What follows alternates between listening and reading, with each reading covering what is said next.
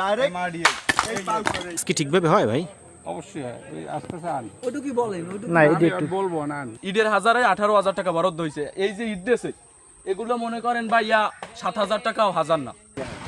এই দিকটা এই দেখছেন এই দিক এক নাম্বার এই লে আর এই জইলে এই ইট এই সব নাম্বারে ঠিক আছে এই জইলে ইট এই এলে রাস্তার কাম এই এলে রাস্তার কাম মানে ইট দিয়ে ইট বানছো হাতের তালুতে রাখিয়া হাতে তালুকে দুই নাম্বার তিন নাম্বার আমি ভাঙি দেব এক নাম্বার যেটা রাস্তায় থাকবে সেটা দুই এই নাম্বার জইলে ভাঙি দেই ব্যাপারে এই রাস্তা থাকবে না রইলে সবই তো অনিয়ম, এদের যা করতেছে সবই তো অনিয়ম, এদের নিয়ম তো একটাও নাই। বালু কি ঠিকভাবে? বালু এগুলো কি বালু দিছে? এত এখন এক বালতি পানি মেরে দিলি শেষ।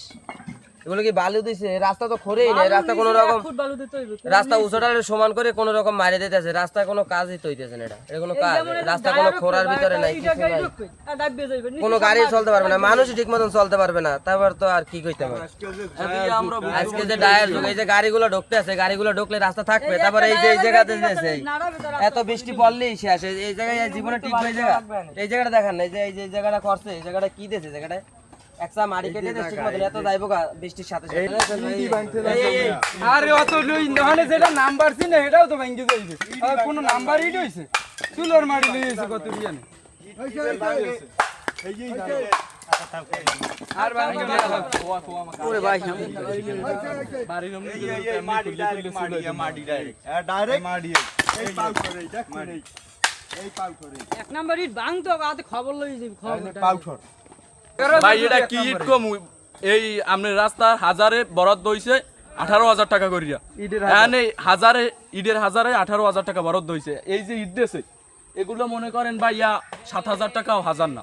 দেখেন ইট, এই যে এই ইট আপনি দেখেন ইট বাড়ি দিলে ধুলোই যায়, বাড়ি যাওয়ার সাথে সাথে ধুলোই যায়। এগুলো কোনো ইট বলেন? এটা কি রাস্তার কাছে হয়?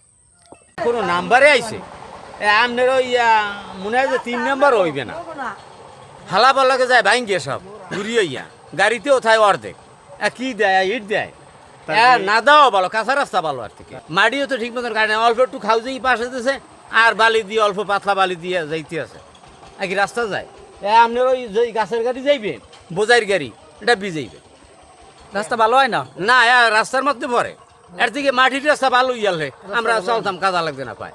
একটু রাঙ্গা মাটি নিয়ে হান দিয়ে যায়, চুলের মাটি এই ঠালা রয়েছে, যাই উঠে লাগে এটা লেবে নাইবে, কত ঠালা হইবে? কি ঠিকভাবে হয় ভাই? অবশ্যই হয়। ওই আস্তে চান ওটু কি বলেন না এটা একটু বলবো না। আসলে আমি এখানে আসছি সদ্য জয়েন করছি আসলে তিন দিন বা 4 দিন হলো। তো বিষয়টা হলো আমি এখানে ওই মাটি কাটার যে কাজটা আছে সেটা দেখতে গেছিলাম।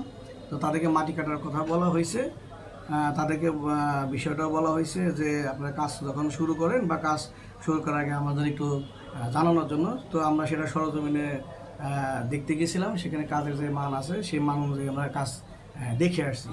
তো তারপর থেকে যখন ইটের ব্যাপারটা আসছে, যেহেতু এইচবিবি রাস্তার মূল কারিগরি হলো ইট, তো ইট যখন ফালানো হচ্ছে তখন তো আমরা এই বিষয়টা জানি না।